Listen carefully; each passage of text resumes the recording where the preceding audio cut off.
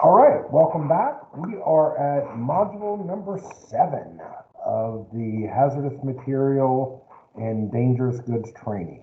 So today we're going to be looking at packing, marking, and labeling. I think that's how I have it. So, and this is, I think some of y'all have had an interest in this.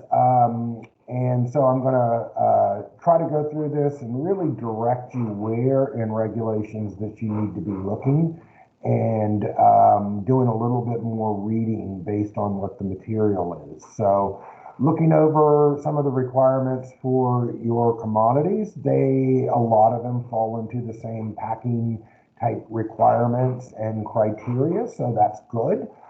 You've only got a couple with a little special provisions for packing or labeling, so that's good also. So it makes it pretty simple. So what we're going to do is, I don't have it listed on that sheet, but we're going to be looking at Exhibit 10B, which is your dangerous goods list. So get that out and available, because we are going to be referring to that a lot, because that gives you the direction on where to go to find specific details if you have any question on anything. And Exhibit 13 is one that I just emailed you today. I actually pulled one of the packaging instructions for your commodities, and we're going to go through that just so you're familiar of what it looks like. Like I said, packaging for the most part for what you have in your facilities are pretty standard and straightforward. You know, you're using a lot of fiberboard boxes.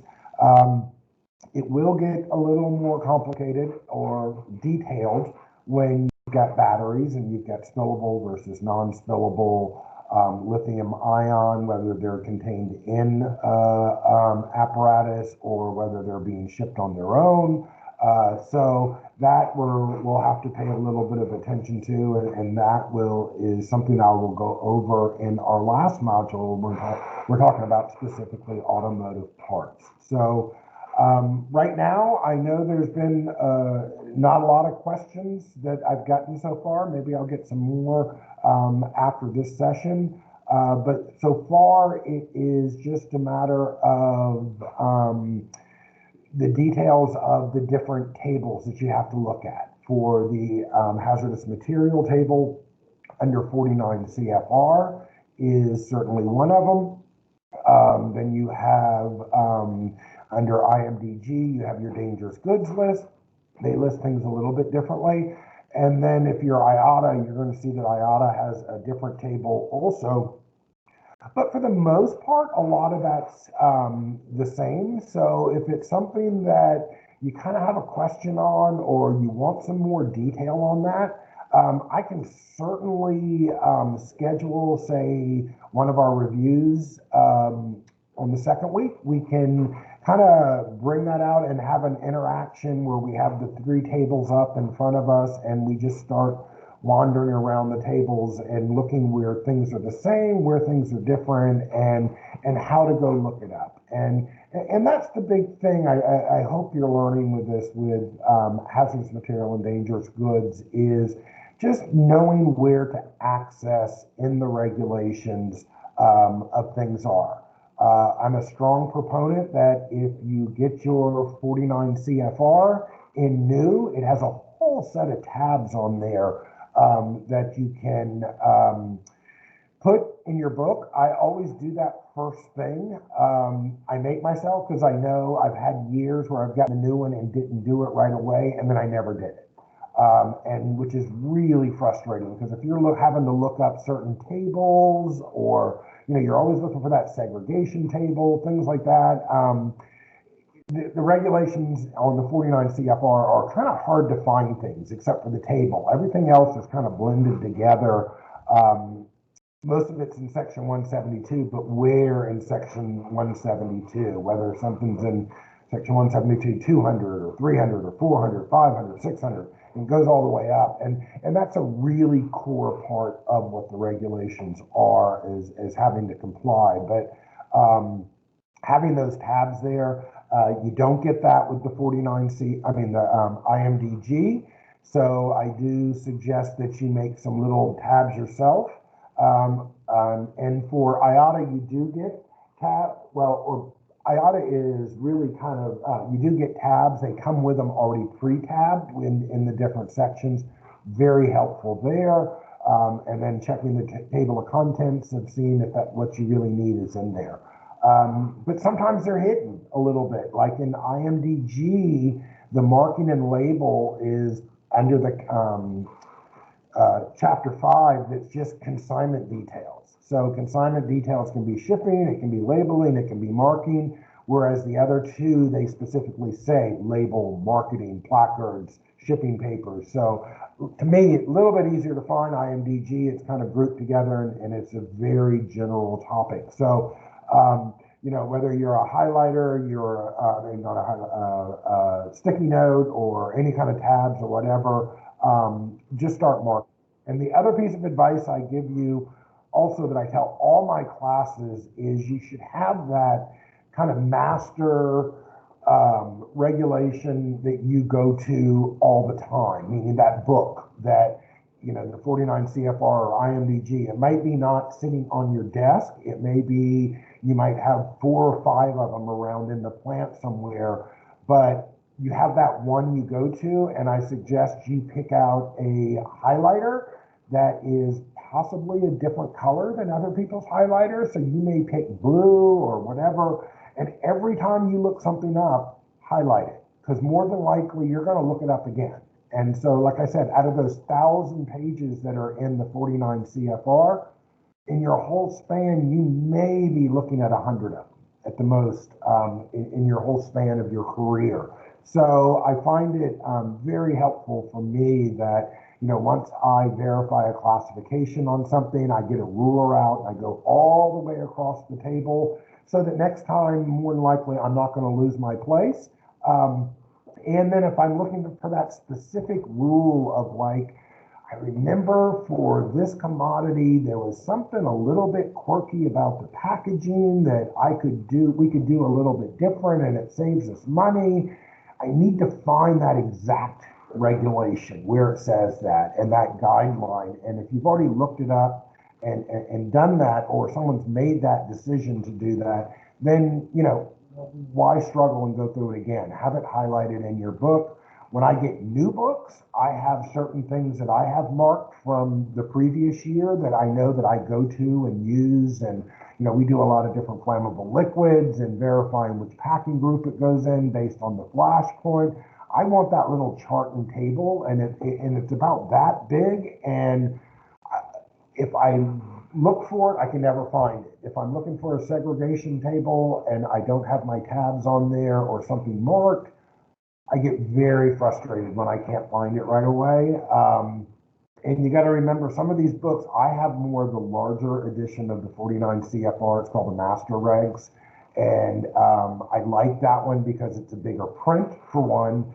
And the other thing about it is that it's marked a lot clearer in there. And every time you get a new one, if you go in there, they have anything that's changed is in red or it's marked. Like IMDG has a little triangle next to it if something's changed in it. So that can be helpful too, of kind of keeping up and having that consistency of every time the regulations change, you're not changing your whole resource material again. You're keeping a running tab on it of what you got. So let's look at our presentation, which is, we are on module number 7. So it's the one with the header of packing, marking, and labeling requirements in the top. And we want to have exhibit 10B, which is the second page of the dangerous goods list that's out of the IMDG. And then we want to have exhibit number 13, which I emailed you today. You know, in this day of working remotely, when I saw it needed to be there, I don't have a scanner in my house, and that's where I'm filming this from. So I took a picture of it, cropped it a little bit. I hope it's clear enough for you to look at it and to read it. But if you want a clearer copy, go into your IMDG and look up packing instructions number P902. And P902, just to make it a little bit easier for you, is 902, which is on, I'm sorry, I'm looking at P902, which is for the safety devices, and it is on page number 212 of the IMDG. So if you actually have an IMDG, you can look that up on that page. That's the 2018 edition. If you've got a different edition, it's going to be right around there. So just kind of scan until you get to that number. They're all in numeric order. So P902 is what we're going to look at. That's on Exhibit 13. So I may be flipping and sharing the screen on some of the things. Don't know if that's really helpful or not for some of y'all to look at the screen if you've got the exhibit in front of you. So we'll see as we go through on that. So we're talking about this part that, like I said, it is pretty important that I think most of y'all are involved in. So we're going to start with the packing. And when we say the word packing, you first have to kind of start mentally of, okay, what packing group am I in? Remember, packing is divided into 3 groups. So packing group 1, which is the greatest level of danger that you might have. Packing group 2 is moderate. That's where you're going to see most of your packaging material falls. A lot of companies make the decision that they're going to always use a minimum of a packing group 2 packaging material, just because it's more flexible on where you can use it. And then there's packing group 3, which is a minor level of danger. And that's basically your decision. You've got a lot of things that fall under a packing group 3, or you've got things that have no packing group, and I'll show you on some of the packaging instructions saying you can use a packing group 3 packaging material. And of course, if that's the savings of money, you may want, so if you're loading these safety devices and you're going through 1 million fiberboard boxes a year that are shipping these things out, and it's $1 difference, that's $1 million savings. So of course, I don't have to tell you packaging people that y'all look for pennies everywhere. So that's just getting the idea, knowing that we're going to fall into packing group 2 and packing group 3, or no packing group for all of your materials. Just looking through your list again, the only thing that potentially could fall into a packing group 1 is paint. So you may want to take a look at your paints just to make sure you're not using any packing group 1s, because that needs very specific type packaging. And probably the paint that you're using, you're bringing it in, so you're not actually shipping and doing that. You could be on some of your, not sure if CCUSA ever does that as far as shipping paint out or not. But that's just something to look at to see what packing group that falls into.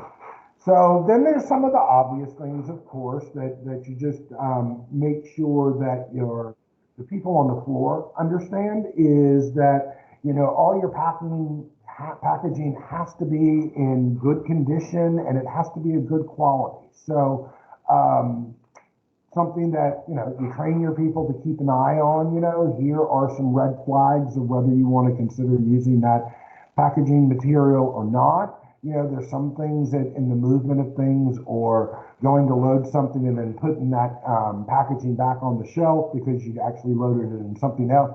There could be scuff marks that are perfectly fine on some things, or there could be little tiny tears that, you may have a policy that you just tape it over with brown tape of some kind, just so it blends in and it didn't affect the structure. But that's just letting your people on the ground know what they should be looking for. Packaging needs to be tested and certified, so we're looking for that UN mark, and we will be showing you that a little bit more tomorrow when we're looking at actual packagings that y'all are shipping out.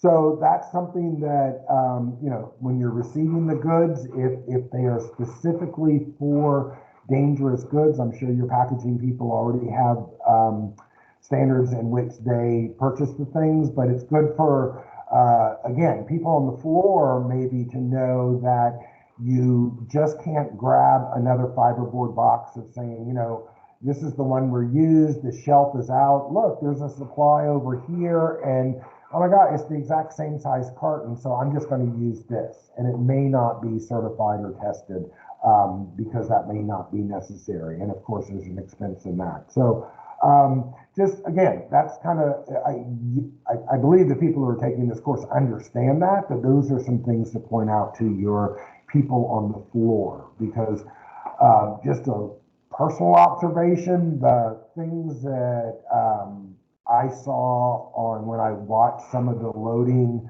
and packaging at the CCUSA facility that was used by that was done by one of your service providers. They had no clue what things were. Now they were doing things right with supervision, and a lot of supervision that you know, you think you're loading the same type of thing, a fiberboard box that is made specifically for say the struts or the airbags or whatever, and you've got the fiberboard box that has place for 12 units to fit in, or 24, and they're pre-foamed and ready to put in, and then you're going to slap this label on it, this other marking label on it, and that's all you do.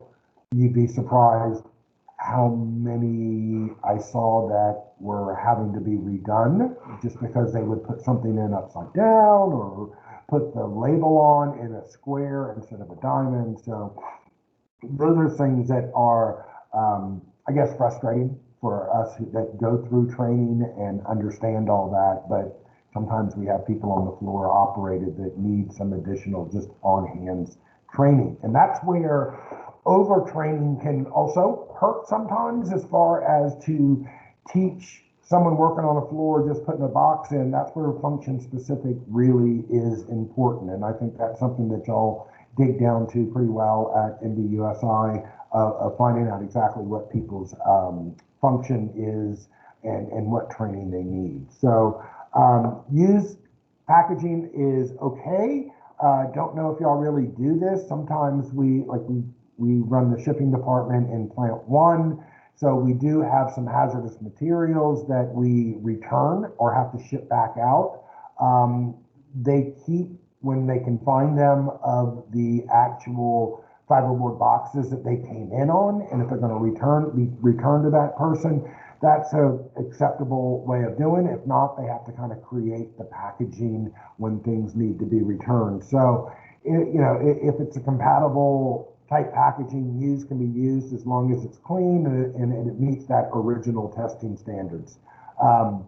Pretty obvious, liquids need to be leak proof. That's, you know, gotta say it though. And then damaged and defective goods, packing group 2 packaging must be used. So if you've got some damaged safety devices and they came in a packing group 3, but they're damaged or defective and you're going to be shipping them back, you need to use packaging group 2 material to package that. I know that was a situation we had when we were returning some safety devices in the shipping department, and you know, they came in packing group 3, but we had to create something that was a packing group 2, and so we had to do the testing there.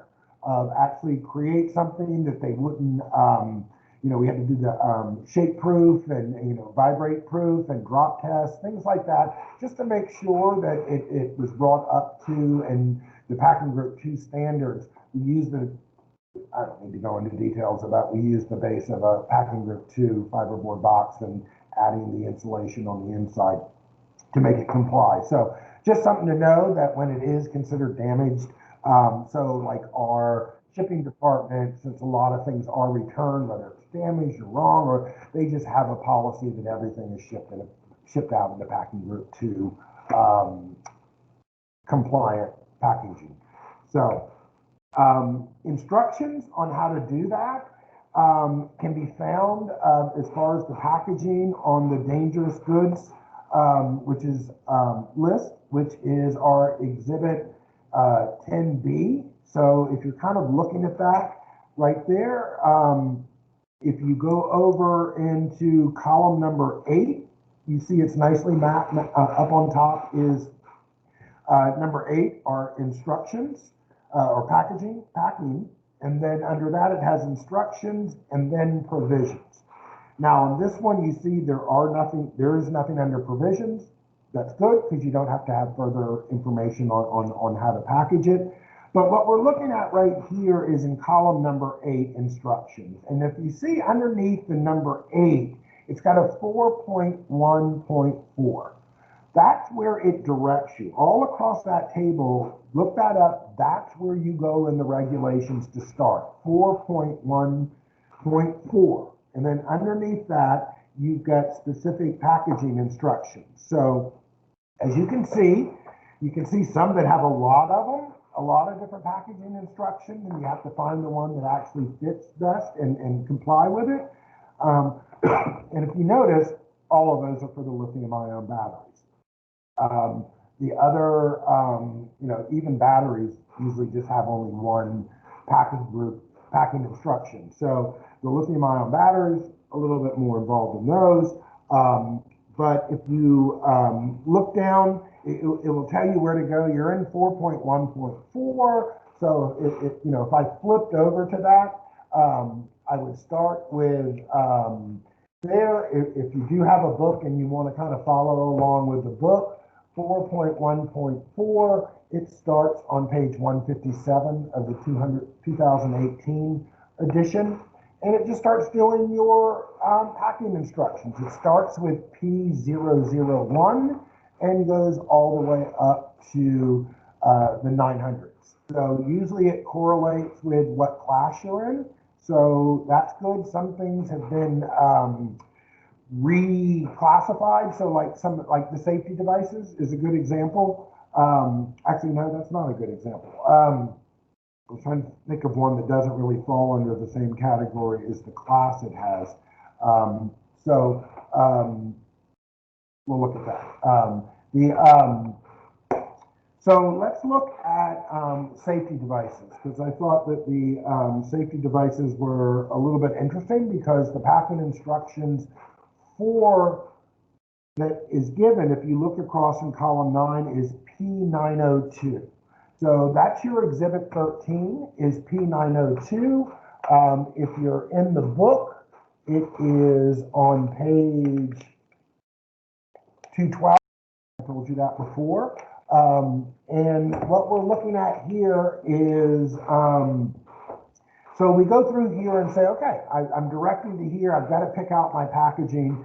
So the first thing I thought this was interesting, because safety devices has their own packing instructions. So that makes it kind of easy in that this is directly for safety devices.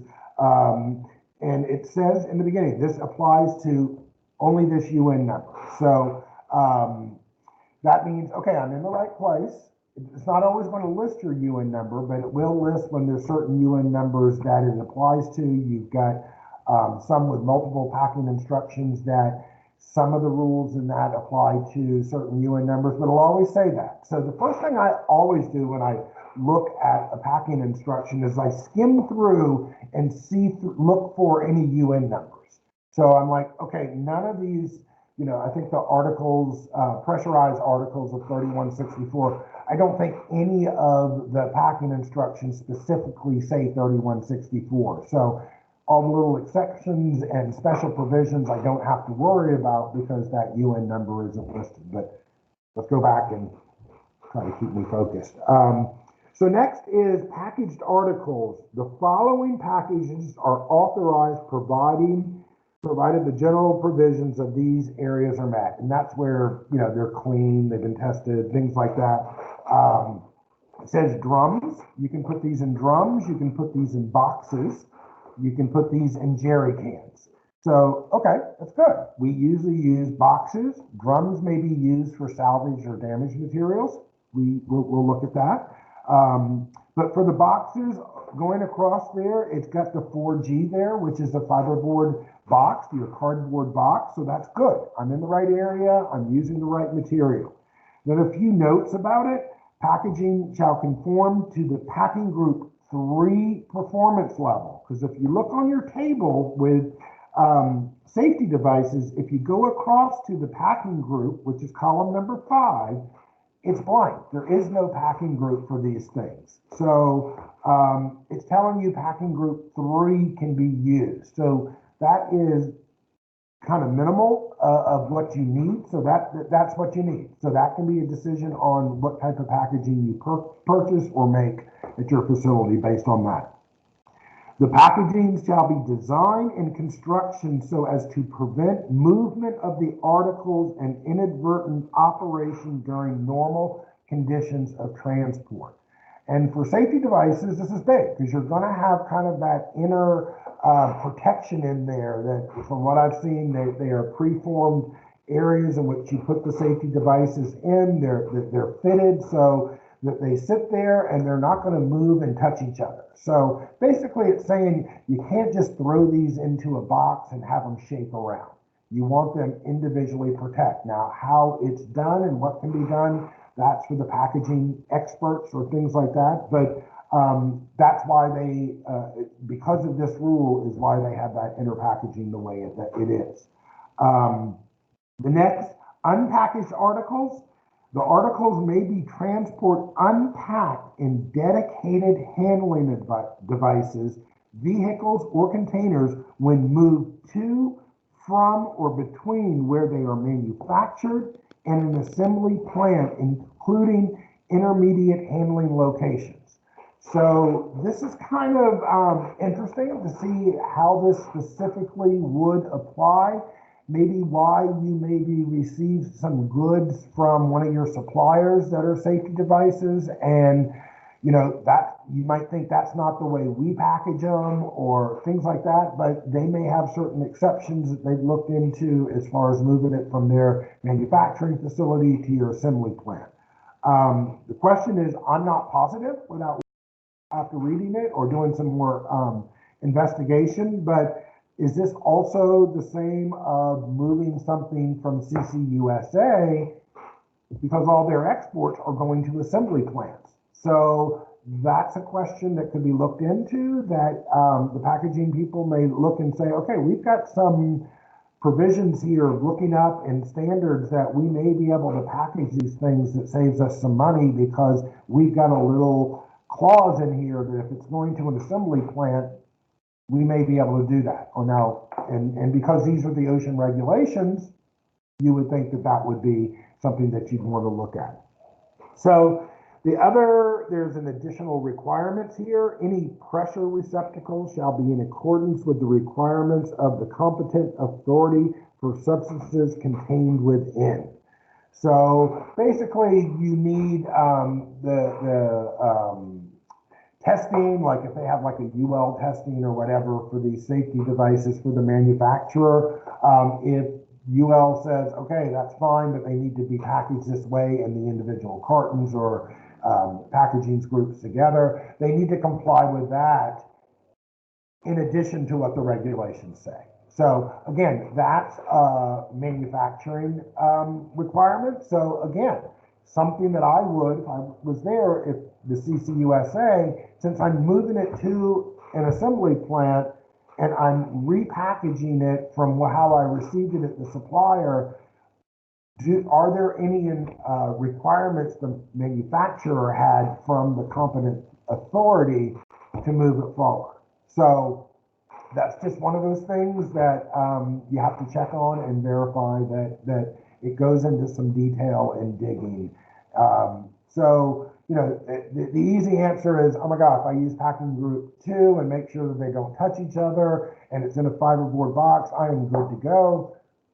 but of course you want to look at what is the most economical way to move it, package it within the compliance regulations. So, so there we have, just doing a little bit more research. Some of them are a little bit longer when you get into liquids. The packaging material is a lot more detailed on what types you can use, of course, because it's liquid. A class 9 safety device, when you stop and think about it and you look at the packaging, you're like, okay, that makes sense. I don't want these things touching each other or shaking around, or if for some reason a safety device like airbags, which used to be classified as an explosive, I don't want them touching or knocking against each other and sparks going off and things like that within the container. So when you're done with it, it's all common sense. So it should make common sense, but to think of those things without that direction might be a little harder. So packaging that can be used, you can use combination packaging, you can use single packaging. It will indicate that in there if there's different types of packaging that you're allowed to use. There's really not a necessary to have combination packaging or to go into this, so none of that is really outlined here. But when you get into your liquids, that's when they start talking about combination packaging, things like that. So that is just something else that can be on one of these PE packing instructions. So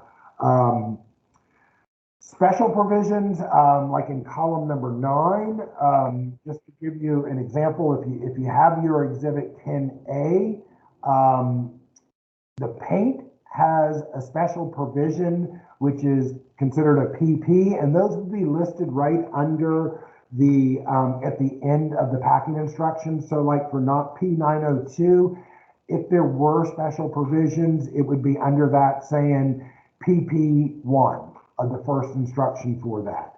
But under P001 for the batteries, what we would be looking at is, it's funny how I had these things marked at one time. That's why. Okay. So under P001, which is really long because it's a really general one, but when you get down from there, they've got the special provisions, and the special provision for your paint is PP1, which just happens for these certain ones. They have to be just the way they're transported and they're palletized. Like I said, you don't do a lot of those, but for paint, which is packaging instructions P003, under their special provisions, we've got a special provision number 16, and what that says for UN 2800, which that's your wet non-spillable batteries, shall be protected from short circuit within the packaging. So it's just a little note of saying, okay, you can't, it needs to be so that it's not going to go off or have any kind of short circuit. So, and I know we do that with vehicles and things like that, of disconnecting the cables or wires or certain connections or things like that. So this just gives you a little bit more of the special provisions.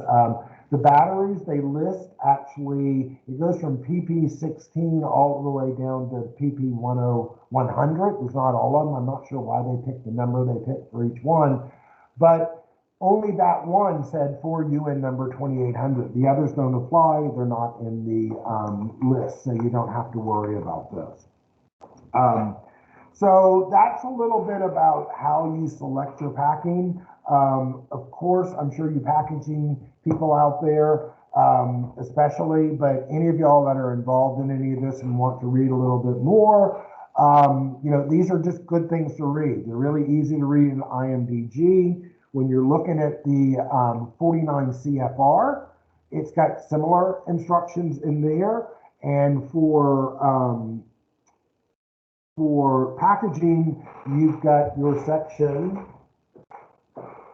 and I just can look at my tab, is for, yeah, it's kind of the opposite of the other one. For marking, if I'm looking there. So for the 49 CFR,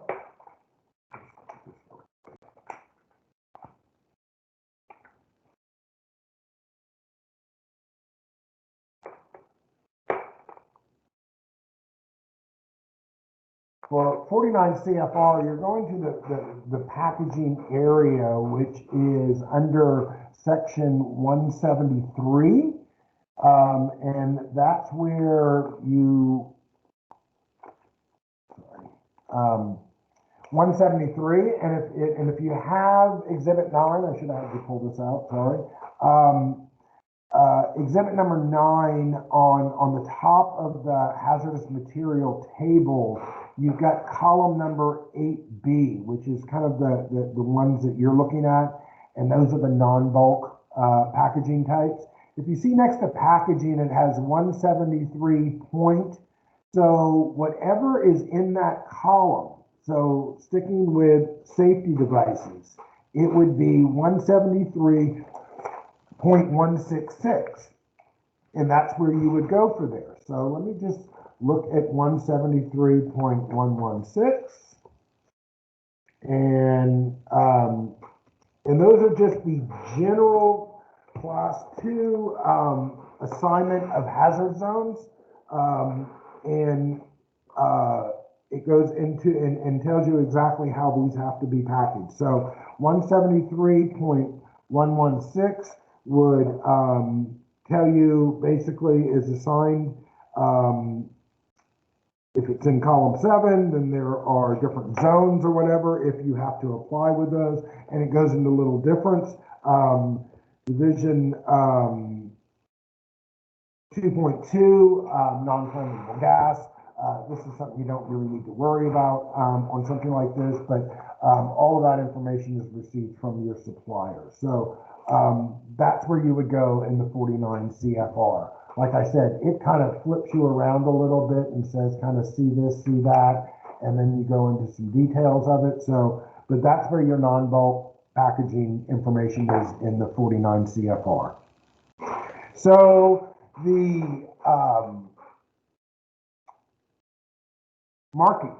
So marking in IMDG, we're looking at section 5.2. In the hazardous material, in the 49 CFR, we're looking at section 172.300. Let me repeat that. You might want to make a note on here. Marking is in section 5.2 of the IMDG. And in the 49 CFR, it's in section 172.300. So this will give you the direction on how you have to do the marking for each one. So marking is basically, okay, this is the information that identifies the shipment. So there's certain things that are required on all. And again, I will have examples, I promise, in the last module that brings a lot of this together, because I'll have pictures of the actual packaging with markings on them and how the shipping paper needs to be looked at, where you have to go to read all these different provisions from the table. So with the length of commodities that we have now, that may be a longer than 1 hour session. I'm not sure yet, because I'm kind of waiting to put all this together, but I should be doing this later today. But I will go over like the core 3 ones of like the non-spillable batteries, the safety devices, and the pressurized articles pressurized, the struts. So those we'll go into a little bit of detail just to show you where those are, because then when you get into like the lithium ion batteries, that gets very specific, and it might be something that additional training might be needed for that. I mean, there's courses out there that are 8-hour courses just on lithium ion batteries. So, so we're going to look at the markings in that middle column there in section 5.2 of IMDG.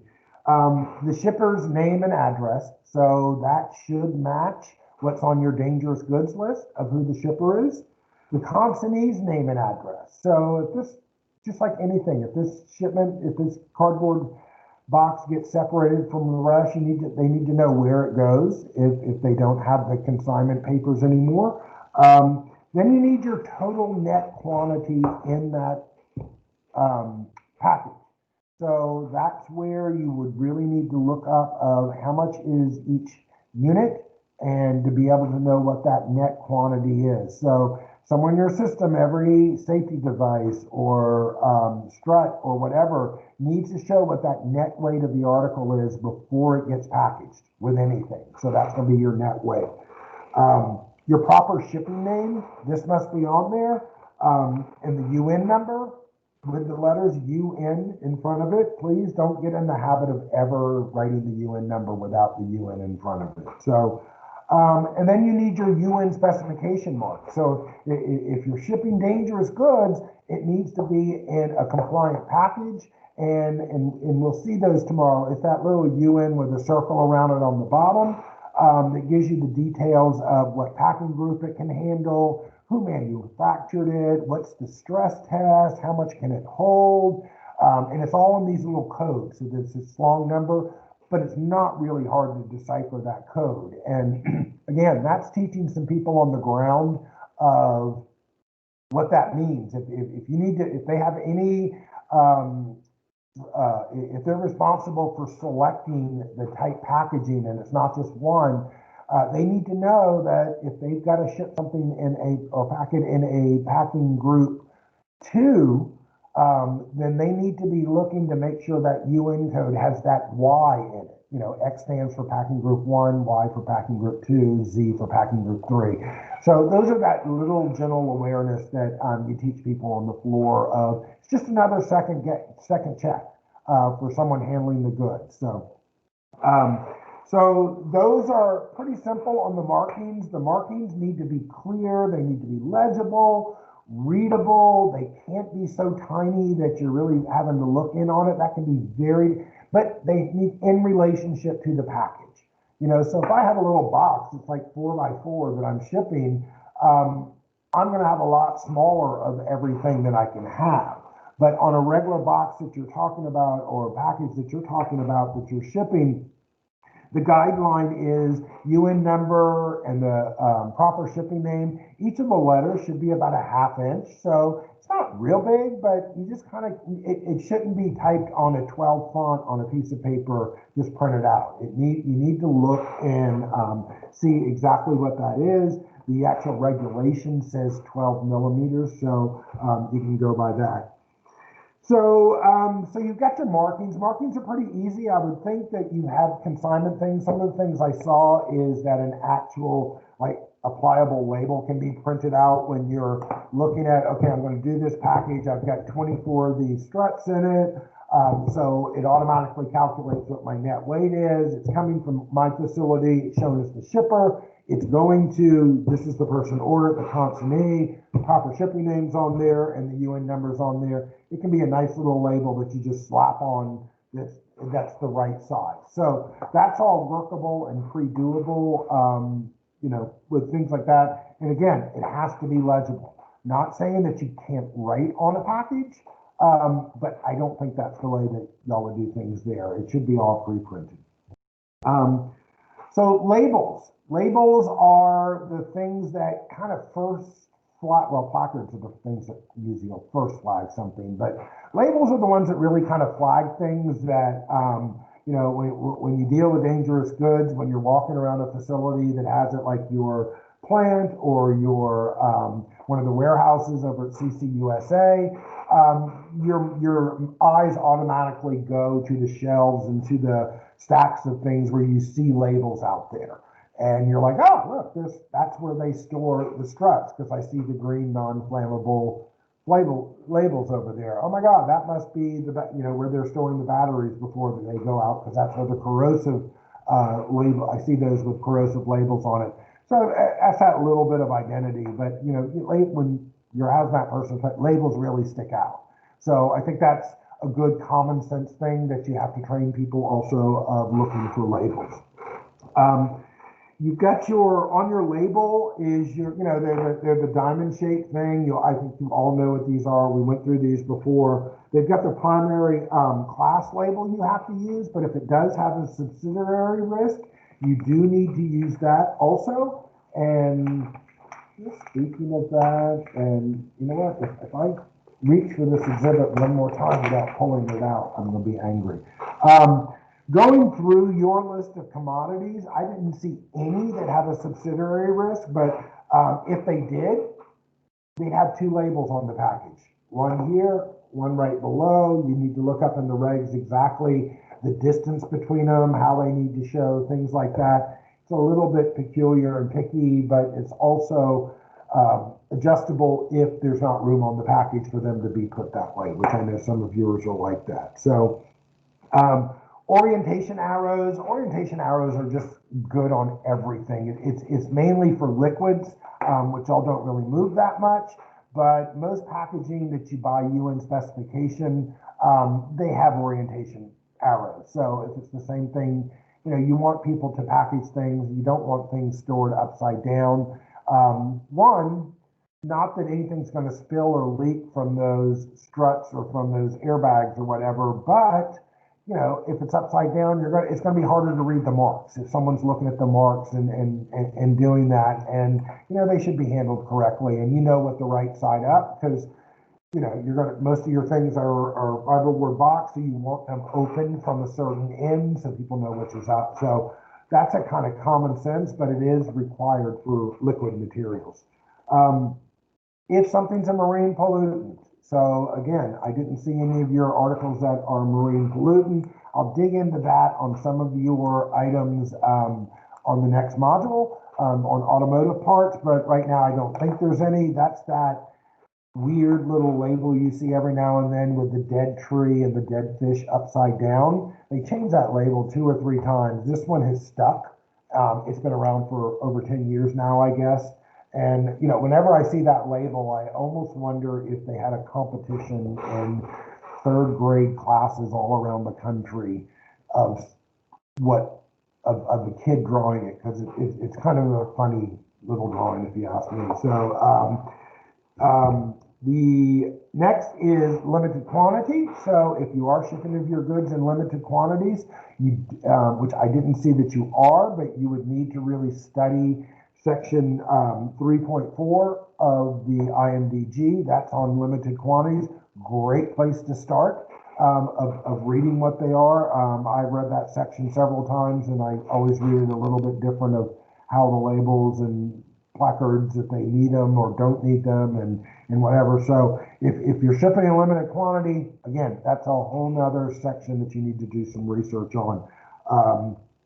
Then you've got the lithium battery or lithium ion battery labels. And those are what I see with a lot of companies is they get those pre-printed, and you just write in what the UN number is on that package. Or you can buy the labels and apply those.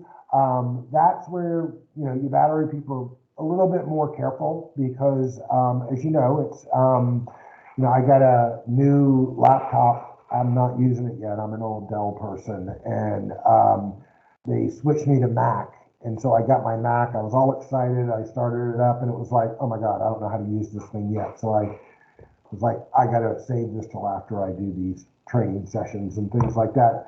But when I opened the box, it had an inner box, and it was just interesting the way it was packaged, because it was a bigger box, but it had foam material, so the inner box couldn't move.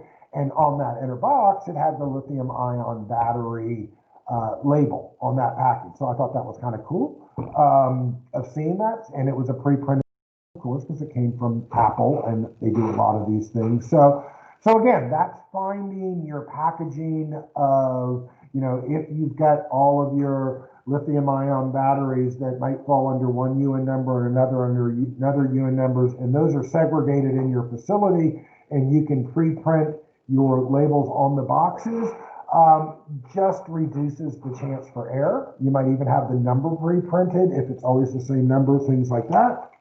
Or if it's something that a decision has to be made on each shipment of which one is going in which box on availability, it may be better and more economical to get it that has the blank one on the box so that you just write it in.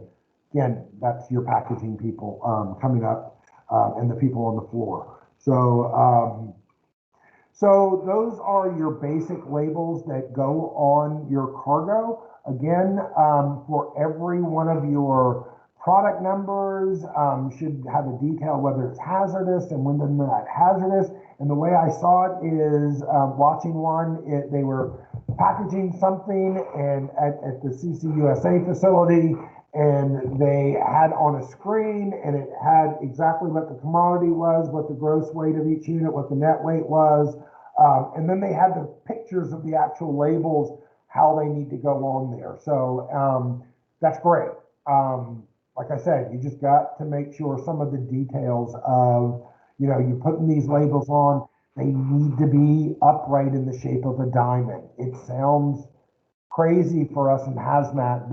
Of course it's going to be a diamond shaped, but you know, when you're looking at sixes and nines, and if you have that thing turned upside down, they both have to be black and white, but it's going to say 6.1 or whatever. But you just don't want someone doing something upside down or on its side or whatever, especially when you have orientation arrows. It gets a little bit confusing to people, and it's just wrong. So got to make sure, again, your floor people, these are some of the little things that, you know, I have the feeling the people I'm training here, you get all this. This is, you're like, he's going into some detail he might not need to, or saying some things that are real common sense. But again, some of the people working out on the floor, especially in the warehouses, you don't want them making decisions. You want directing them exactly how they need to do some things. So you've also got some overpack. So if you are putting a lot of this material onto one pallet and you're doing an overpack of some kind, so it could be a fiberboard box that is very simple packing group 3, but you've got all this packing group 2 material inside, and to make it easier to load into the container, you've got an overpack. You just have to make sure that outside of the overpack, it can be read and people identify that there is dangerous goods in there. So it's got to have the proper shipping name. It's got to have the UN number. It's got to have the word overpack on it. And again, it has to be a certain size. The lettering has to be at least a ½ inch. And if it's over 64 cubic feet, 1.8 cubic meters, it needs to have that overpack label and data on both sides, or at least two sides, on the opposite sides of the package. So if it's got more than one dangerous goods in that overpack, which is totally possible, both have to be shown. So you need to show on the outside of that proper shipping name and UN number on the outside. If those labels can't be seen from the outside, you need to make sure those labels are put on the outside so they know that it's a class 9 in there or a class 8. I mean, I could see it very easily that you mix class 9s and class 2.2s of what you have for the safety devices and the pressurized articles, all possible. So just making sure that they know that, you know, what labels are there to help them identify. So again, going back to the top again of our thing, the label requirements. I've already kind of mentioned this before. There are specific regulations for this, as crazy as it is. They even talk about, if you see that little inner line that's just barely that much inside, it tells you exactly how far apart that must be. Like, this is how much of a border you have to have.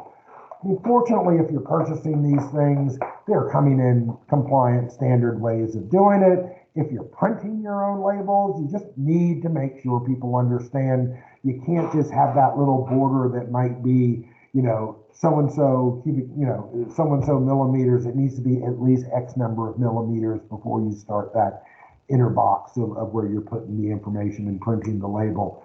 So they need to be 4 by 4 inches, 100 millimeters by 100 millimeters. That's just approximate. It tells you on there where it goes into some detail about exactly where you go into the regulations to see what the sizes need to be. And as you can see, it gets a little bit crazy in IMDG when you're digging down deep into here, because you got to go to 5.2, 0.2, 0.2, 0.1, 0.1, 0.3.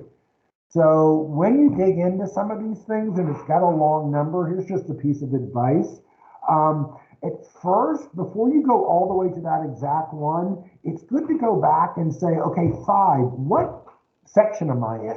It's like, okay, I'm in marking. So, okay, I've got to have that mindset of that's what I'm looking up on something on marking. And 5.2, exactly what is the 5.2 part? It goes into labeling of packaging. So now, and then it goes from there. So we're talking about labels, you know, and this is where I'm getting my label specification. Okay, that makes sense. So I need to go all the way to the detail of it. I don't have to read each one, then I can go to that end. So you can go directly there if you know your sections and subsections, you know, the first two of kind of what you're talking about. It's just good for me. I need to know that I'm like, might be looking at something and saying, wow, I didn't realize that I was really in the limited quantity section when it's talking about this label. Even though it's a label for limited quantities, I thought it would have been in the label section or vice versa. So again, I kind of sideways little opinions. They can be reduced to an appropriate size. So if you've got, I remember seeing in there that the box that they were using for loading some of the struts or safety devices were about 5 inches high or 6 inches high. And when you take a 4-inch diamond, it might be 4 inches this way by this way of what the measures, but when you turn it, it now becomes a little bit over 4 inches. And so it may be very hard to fit that on that limited space, and you can't have it overlap on those spaces. So you might have to buy labels that are compliant to that. So you might need 3-inch labels on something like that. And if it, you know, I don't want 3-inch labels on everything, but if there truly was, you know, 6-8 inches on there, you need the 4-inch label. But if it was 5 inches and you've got some overhang, or 4 inches, and definitely you have some overhang. So again, that needs to be kind of the operational thing. And also you got to keep in mind that 4 inches is when it's in a square. It's not going to be 4 inches when it's in a diamond. So you might have some packaging you may need to look at of how high that is. Like, does it make it a difference? Is it worth it just to construct these so that they're 6 inches high and do those instead of 4 inches? And overall, it's a lot better for our operation because it can load quicker. That's for y'all to look at. Then we go to placards. Labels and placards, people sometimes use these terms interchangeably just for being lazy, but simple rule, labels go on the packages, placards go on the transport unit. So for placards, again, they're in the diamond shape. They're just bigger. They're like 10 inches by 10 inches. I had a few of these laying around I saw from my last one. So they can get pretty big. Sorry, I know the camera does funny things when I do it, but you look for these things. These are going on the outside of the transport unit, so that container. So your shipping department that's loading that container, last thing they'll do when they're done is they're going to slap those placards on. If you had a subsidiary class, you would need to use that placard also. The marine pollutant placard, the limited quantity placard, all again can apply to what you're putting on there. For containers, they need to be 4 placards per container. So definitely going to be a question of how many placards are put on containers, and that's, you know, both sides, the front and the rear. You know, some people used to think, why do you put it on the front of the container? You won't see it behind the cab of the truck. Well, remember, that container is going to be sitting there when it's not on a truck, when it's at the port or at people's facilities. So you need it on all 4 sides. So if you've got over 400 kilos of one material, you do need to put the UN number mark on the outside of that container. Not sure if y'all going to be shipping complete containers of batteries or not. I don't think you're doing complete ones of any of the smaller type of products, but something to keep in mind. If you're putting over 4,000 kilos into a container, you're going to need that UN number mark, which is just a rectangular mark. They're usually orange and just with the 4-digit number on it. So something, again, to keep in mind, I think especially for the battery people, if they get to the point where they're loading out containers of batteries for exports. So A lot of information. This is kind of the prelude to the last one of the automotive products. Like I said, I wanted to get through all these before I recorded that one, and since this one hooked on, I didn't want there to be a gap too much with it. But this is where we're going to dig in of saying, okay, here's my table, here's my here's my commodity, my hazardous material. Here's some basic things I know, and here I just need to make sure I know where to go look for it. Whether we design or help you design things that are permanent, that you have a good go-to guide for each UN number, or whether you just put all this data in your system somewhere to be pulled up, or you probably already have it, that'll be up to you. So that's it for this module. Like I said, the next one are the automotive products. If you're just seeing this and you're still in week number 1 of some of your training, just an FYI, it's Thursday here, November 5th. But I am certainly open to adjusting some of the scheduling next week of some of the live things if we need to do that. I was thinking today the automotive part might be a good thing to assess and have a separate class if you need it. You know, if you're thinking, you know, I'm just getting enough information for what I need here for certification, I need to look at doing something separate and more detailed than this, and it's certainly something we could work with you with, or I can give you advice on where to go, where you may have your own things. So that's it for now. I just made sure I had a full cup of hot coffee when I started this, and I didn't take one sip, so kind of funny. But you know, have a great day, and hope to see you soon.